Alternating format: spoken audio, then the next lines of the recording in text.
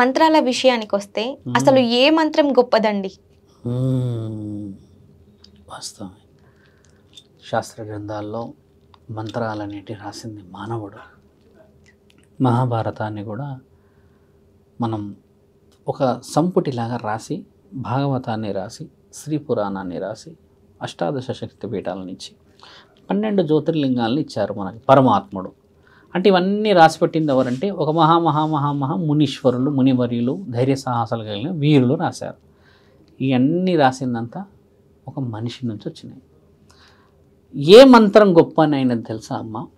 మంత్రం ఉచ్చారణలో నీ మనస్సుని శాంతిపరిచే మంత్రం అదేం తెలుసా అమ్మ? నీ మనశ్శాంతి ఎక్కడ ఉంటుంది తెలుసా? మీరు బాగా గమనించండి.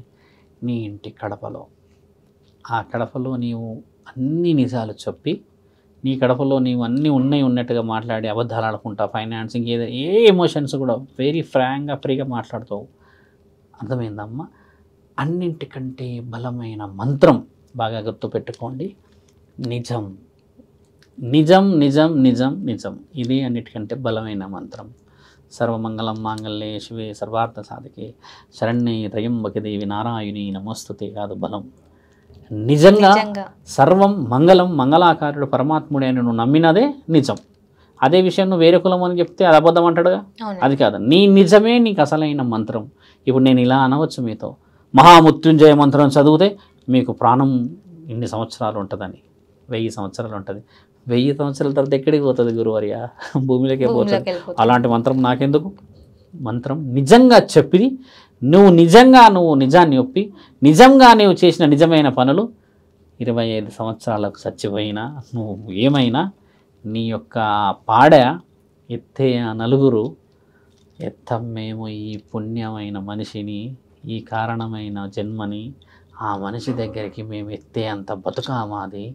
నిజం నికాసుగా మాట్లాడి అన్ని అబద్ధాలు ఆడుతున్న వాళ్ళని నిజం వైపు తెచ్చి చూయించిన వ్యక్తి యొక్క శరీరాన్ని మేము మోస్తామా అని నీ పాడని ముట్టుకోవడానికి కూడా నిజమైన వ్యక్తులు రావాలి. అది నిజమైన మంత్రం. మీరు అన్నట్టుగా ఇదే మాట వెళ్ళి బ్రాహ్మణులకి, నువ్వు పురోహితులకు చెప్తే తీస్తారు పెద్ద పెద్ద బుక్కులు. అవి రాసుకున్న రాతల తల్లి. నిజమైనది నిజం ఇక్కడ. మీ అమ్మా నాన్న నీకోసం ఎదురు చూస్తారుగా ఊర్లో. భార్య ఎదురు చూస్తుంది కదా, ఇంట్లో చిన్నపిల్లలు మా నాన్న పండు పలహారం తెస్తాడు అని ఎదురు చూస్తారుగా. బాగా గమనించు, నువ్వు ఎంత కష్టపడ్డావు అని ఎవ్వరు చూడరమ్మా. వచ్చిన తర్వాత ఒకటేదో తెస్తే చిన్న బాస్కెట్ ఏదో కవర్లో పిల్లలు ఎంత ఆత్రంగా తీసుకెళ్తారు. వాళ్ళు మళ్ళీ అప్పుడు తినేస్తారు కూడా. నువ్వు గమనించు, తింటారు దబ్బ ఓపెన్ చేసి కడుక్కోరు. వాళ్ళకి ఆత్రత, ప్రేమ అమ్మ. అది ఎంత నిజమైంది. అది వస్తుందా? If you take some fruits, ఎవరైనా స్ట్రేంజర్కి ఇవ్వండి, స్ట్రేంజర్ తింటాడా ఫ్రూట్స్? లేదండి. ఆ ప్రేమ చూడగలమా? అస్సలు. భార్య మన కోసం తీసుకుంటారుగా. ఈ ప్రేమ అనేది నిజం తల్లి. నిజమైన మంత్రం నిజం. అత్యంత పవిత్రమైన మంత్రం ఇంకోటి ఉంది, న్యాయం. ఎవరికి చేయాలో న్యాయం వారికి చేయాలి. ఎక్కడో ఉన్నోడు పోయి నువ్వు న్యాయం చేస్తా అంటే కుదరదు. నీకోసం ఎదురు చూస్తున్న వాళ్ళకి న్యాయం చేయాలమ్మా. నిన్ను నమ్మిన వాడికి న్యాయం చేయాలి. నిజమైన మంత్రం అది, అంతే కదా. నిజమైన మంత్రం ఇది అని అన్నారు కదా, మరి ఇన్ని మంత్రాలు ఎందుకు, ఇన్ని దేవుళ్ళు ఎందుకు మంచి చేయనప్పుడు? We are not doing justice to the God. We are just trying to do justice. అర్థమైంది అనుకుంటాను. మనము దేవుడిని పూజించే ప్రయత్నంలో ఫలితాన్ని ఆశిస్తున్నాము, కానీ ఫలితం కోసం పూజ చేస్తున్నాము అని చెప్పి కొంతమంది చెప్తారు మనకి కదా. అది అబద్ధం. నీవు ఎక్కడ ఫలితాన్ని ఆశించకుండా పూజ చేస్తావో అక్కడ మీరు అన్నట్టుగా ఈ పూజలన్నిటికీ విలువ.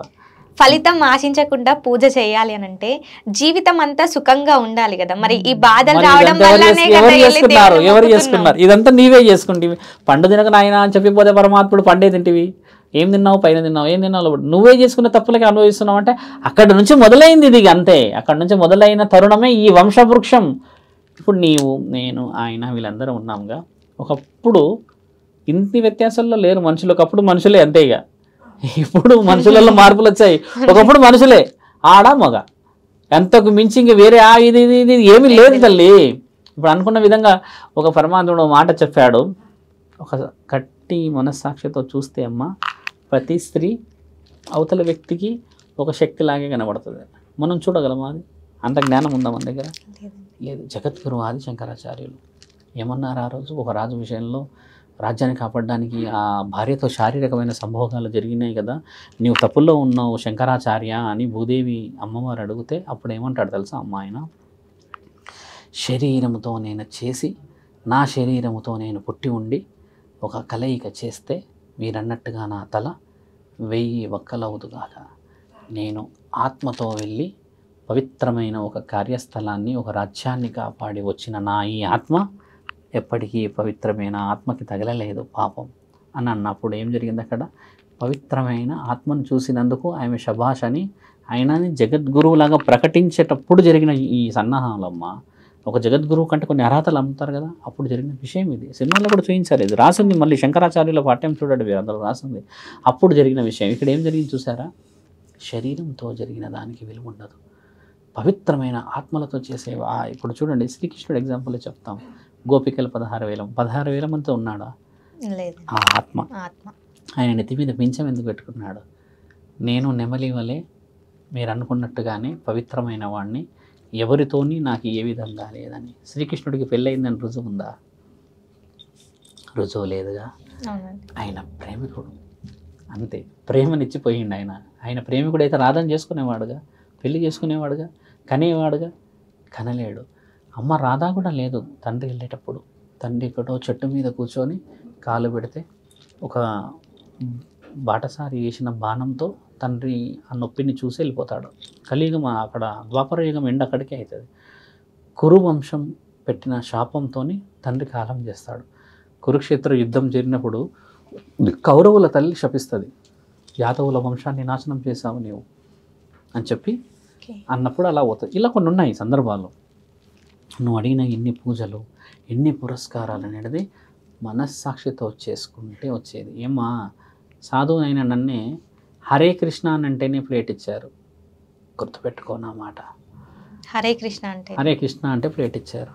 ఆకలితో పోయిన వాడికి హరే కృష్ణ ముఖ్యమా, అన్నం ముఖ్యమా తల్లి? స్పష్టంగా చెప్పు. అన్నమేగా స్వామి, అన్నం వృధా చేయకండి, ఒక 4 సార్లు వేసుకొని మంచి ఒక దగ్గర కూర్చొని తినండి, 4 రకాల కూరలు ఉన్నాయి స్వామి అని అంటే ఎంత ఆనందం అయ్యేది. ప్లేట్ ఇచ్చి హరే కృష్ణ, ప్లేట్ ఇచ్చి హరే కృష్ణ అలా అనకపోతే ఇవ్వట్లేరు. తర్వాత ఇచ్చారు.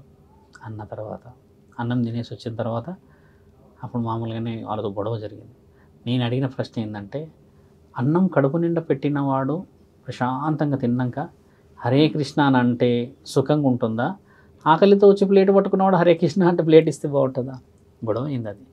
అలా అనకూడదు. అనేది ఏంటంటే పుణ్యం. యాగం చేసేటప్పుడు, ఇంకేదో చేసేటప్పుడు రిస్ట్రిక్షన్స్ పెడుతున్నాం, అట్లా ఇట్లా ఇట్లా ఇట్లా.